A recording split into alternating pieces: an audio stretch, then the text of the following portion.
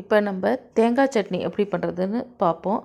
இப்போ அதுக்கு தேங்காய் சட்னிக்கு தேங்காய், பொட்டுக்கடலை, ஒரு அரை மூடி தேங்காய்க்கு ஒரு 2 ஸ்பூன் இல்லைன்னா 3 ஸ்பூன் பொட்டுக்கடலை வைங்க. அப்புறம் பச்சை மிளகா காரத்துக்கு ஏற்ற மாதிரி நான் ஒரு 2 பச்சை மிளகா போட்டிருக்கேன். பச்சை மிளகா பாருங்கள், ஒவ்வொரு பச்சை மிளகா ஒவ்வொரு விதமாக காரமாக இருக்கும். எல்லாமே ஒரே சிலது ரொம்ப காரமாக இருக்கும். இதில் வெங்காயம் பூண்டெல்லாம் போடல, அதனால் இஞ்சி போட்டிருக்கேன். தேங்காய்க்கு இஞ்சி, அப்புறம் கொஞ்சம் பெருங்காயம், இதெல்லாம் போட்டு சில தேங்காய் சட்னியில் வெங்காயம் பூண்டெல்லாம் வைக்கலாம். இதில் நான் வைக்கலை.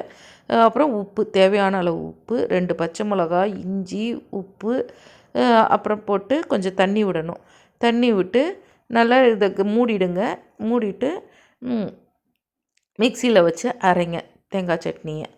மூடும்போது நல்லா டைட்டாக மூடிடுங்க, இல்லைன்னா வெளியில் வந்துடும். மிக்சி ஓடும்போது பார்த்திங்கன்னா தெரித்து வெளியில் வந்துடும்.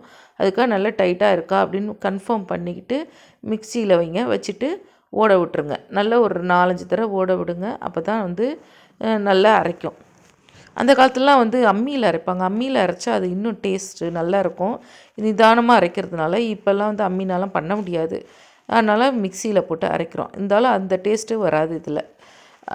போட்டு அரைச்சிட்டு இன்னும் கொஞ்சம் தண்ணி வேணால் விட்டுக்கலாம், வேண்டாட்டா அப்படியே விட்டுருங்க. சில பேர் கெட்டியாக சாப்பிடுவாங்க, சில பேர் தண்ணியாக சாப்பிடுவாங்க. சட்னி அவங்கவுங்க இதுக்கு டேஸ்ட்டுக்கு தகுந்த மாதிரி தண்ணி மிக்ஸ் பண்ணிக்கோங்க. இப்போ நல்லா இன்னொரு தடவை அரைச்சிட்டு இப்போ ஓப்பன் பண்ணி பாருங்கள், நல்லா நைஸாக அரைச்சிருக்கோம். இப்போ பாருங்கள் இவ்வளோ நைஸாக அரைச்சிருக்கு. இப்போ இதுக்கு நம்ம தாளித்து கொட்டணும். இப்போ இதை ஒரு பவுலில் போட்டுக்கோங்க. இந்த தேங்காய் சட்னி ரொம்ப சிம்பிள், 2 நிமிஷம்தான். போட்டு இப்போ தாளிக்கணும். அடுப்பில் இல்பச்சட்டியை வச்சு நல்லெண்ணெய் விடுங்க.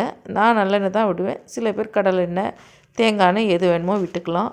ஆனால் நான் நல்லெண்ணெய் விடுவேன். நல்லெண்ணெய் விட்டுட்டு கொஞ்சமாக விட்டுக்கோங்க போகிறோம். விட்டு கடுகு போடுங்க. கடுகு வெடிக்கணும். நான் எப்போவுமே சொல்லுவேன், ஃபுல்லாக வெடித்து அந்த சவுண்டு அடங்கினதுக்கு அப்புறம்தான் பருப்பு போடணும். ஏன்னா பாதியில் போட்டோன்னாக்கா வாயில் கடுகு மாட்டும், நல்லா இருக்காது. அதனால் கடுகு போட்டுட்டு நல்லா வெடிக்குதான்னு பாருங்கள். வெடித்து அந்த சவுண்டு வந்தோடனே சிம் பண்ணிவிட்டு பருப்பை போடுங்க. உளுத்தம்பருப்பு மட்டும் போட்டால் போதும் சட்னிக்கு. கடலைப்பருப்பு வேணாம். கொஞ்சமாக உளுத்தப்பருப்பு போடுங்க. கருவேப்பிலை போடுங்க. வேணும்னா மிளகா வத்தல் போட்டுக்கலாம், ஒன்றே ஒன்று, பார்க்கறதுக்கு நல்லாயிருக்கும். நான் ஒரு மிளகா வத்தல் போட்டிருக்கேன், பெருங்காயம் போட்டிருக்கேன் தாளிக்கிறதுக்கு. ஆல்ரெடி சட்னியில் பெருங்காயம் போட்டதுனால கொஞ்சமாக போட்டால் போகிறோம், இல்லைன்னா வேணாம் விட்டுருங்க. போட்டு கருவேப்பிலையெல்லாம் போட்டு தாளித்து ப்ரௌன் கலரில் கோல்டன் ப்ரௌனாக அந்த உளுத்தம்பருப்பு வந்ததுக்கப்புறம் சட்னியில் கொட்டுங்க. அந்த இதை கடுகு தாளித்ததை தாளிச்சிட்டு இப்படி கிளறி எடுத்திங்கன்னா அவ்வளோ சூடு கிடையாது. இது சுவையான சட்னி ரெடி. இது தோசைக்கு, உப்புமாவுக்கு எதுக்கு தான் தொட்டுக்கலாம். உங்களுக்கு பிடிச்சிருந்தால் லைக் பண்ணி ஷேர் பண்ணுங்கள், கமெண்ட் கொடுங்க, சப்ஸ்கிரைப் பண்ணி